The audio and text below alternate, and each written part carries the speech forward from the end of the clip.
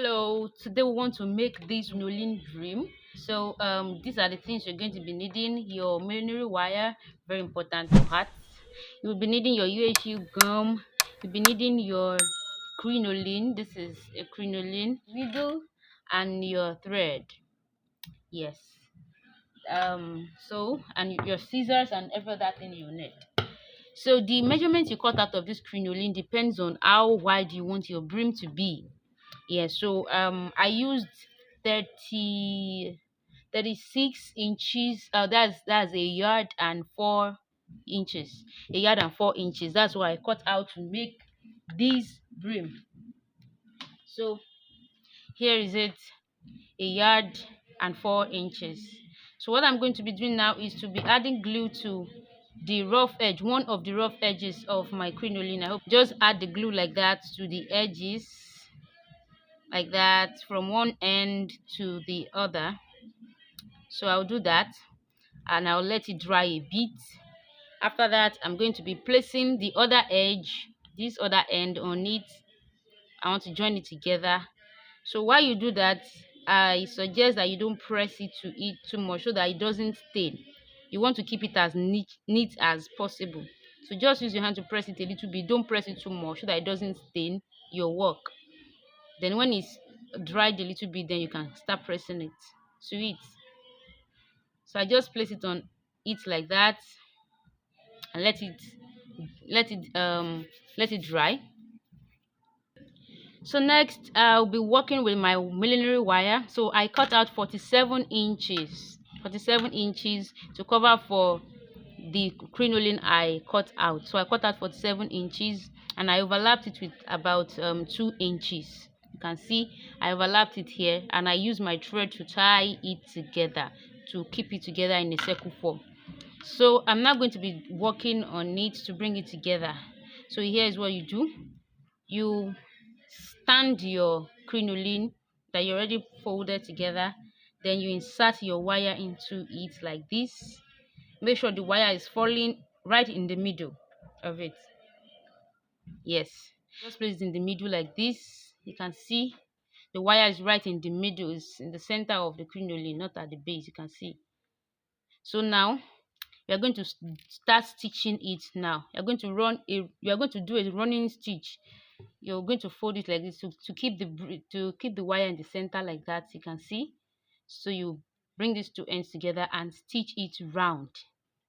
So I'm going to be doing that for you to see, and I'll be starting from this joining.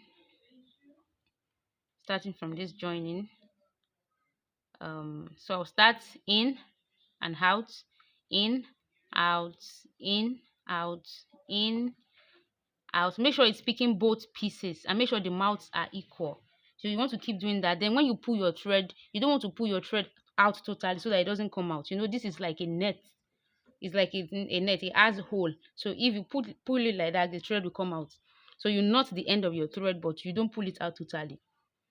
Yes, so you keep doing that. Make sure that your wire is falling right in the middle as you stitch round all over till you get back to this point.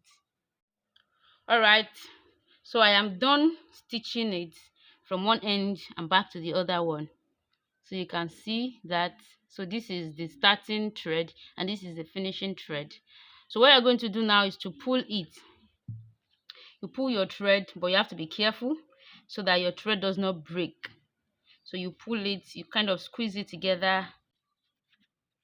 So I prefer to squeeze this part of the finishing line so that the thread that will be remaining at the end here will be at least small. By the end of this, we want to achieve something like this. Check it out. Look at it. You see it's not flat like this. This is kind of curved. So I want to achieve something like this. But in case you don't want to achieve something like this, you can just stretch it minimally and don't apply too much pressure on it so that it doesn't form that other shape. And you can also use it to form any shape that you like. So if you want it this way too, you just tie it up at this point. And if you don't want it that way, you just keep forming it till you get a perfect. So while you are squeezing, you want to make sure that the space in the center here will be able to accommodate the crown you want to use on this brim. Yes, so that it will accommodate it. So you can just test this brim on the crown to see if it fits in, and if it does not fit in, you can squeeze it a little bit more. If it is too tight, you can loosen it and just walk around it like that. So it is very important that it matches what you want to use it for at the end of the day. So I think this is okay for me. So what I'm going to do now is I'm just going to tie it up. You want to keep it as tight as possible while you are tightening it, so that it does not lose the size or the shape that you already fitting. So I'll just tighten it up like that. Once I tighten it once, because of the nature of the crinoline, I'm going to stitch it. I just go in and out a few times so that at least it can lock. Yes. So once it's locked like that, it's easier for you, it will stay. Then I can continue to knot it severally. Your beautiful crinoline brim is ready. Then once you're done with this, you take your Petersham ribbon or maybe your bias strip or whatever you want to use to cover this edge, and you just, I prefer to sew it to it. So but if you want to glue it, that means before you insert your wire into the crinoline, you would have covered your wire with the Petersham or with the ribbon or with the bias, whichever one you want to use, or maybe fabric, anyone you want to use.